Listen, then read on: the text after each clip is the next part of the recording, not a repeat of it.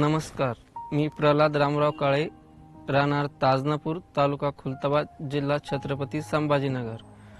माझ्याकडे 10 एकर शेती आहे। मी त्या 3 एकरमध्ये मक्का लागवड करतोय। मक्काचं पीक मी 3302 हे घेतोय। पण यावर्षी झालं काय की पाऊस कमी असल्यामुळे सर्वांना प्रश्न पडला होता की मक्काचं पीक येईल का नाही। पण आम्ही 3302 ही मक्का घेतल्यानंतर आमची मक्का चांगली आली आणि असं वाटत नव्हतं मक्का येईल म्हणून, पण आमचं पीक चांगलं आलंय। मक्का जोरदार आली। मक्का लावायचं कारण असं आहे की ही मक्का जास्त पाऊस पण असला तर काणे होत नाही, वाराला तर पडत नाही। त्याची मुळं जास्त आहे तिला।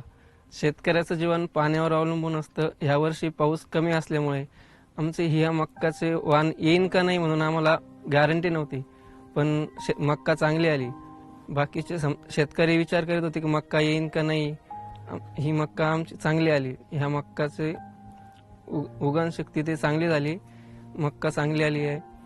3302 या मक्काच्या कणसाविषयी सांगायचं म्हणजे ह्या कणसाची बिट्टी जी आहे ती बारीक आहे आणि दाण्याची साईज कॅप्सूल जास्त लांब आहे आणि क्वांटिटी जास्त आहे दाण्याची।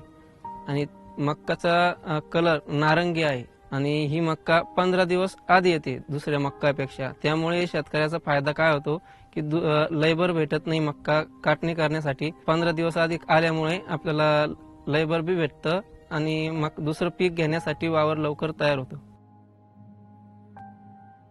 मी 3 वर्षापासून ही मक्का लावतोय आणि ही मक्कामध्ये मला ॲव्हरेज जास्त भेटतंय दुसऱ्या मक्कापेक्षा। तर ही मक्का लावल्यापासून माझं ॲव्हरेज वाढल्यामुळे माझं आर्थिक परिस्थिती सुधारली आणि मी काही कालावधीमध्ये मी घर बांधलं। घर बांधल्याच्या नंतर मी गाडी घेतली आणि मुलीला चांगल्या शाळेमध्ये टाकलं आणि मी सुखी झालो। पुढच्या वर्षी मी हीच मक्का परत लावणार आहे आणि बाकी शेतकऱ्यांना सांगू शकतो की तुम्हाला कमी पाण्यामध्ये जास्त उत्पन्न घ्यायचं असलं तर 3302 ही मक्का तुम्ही लावा।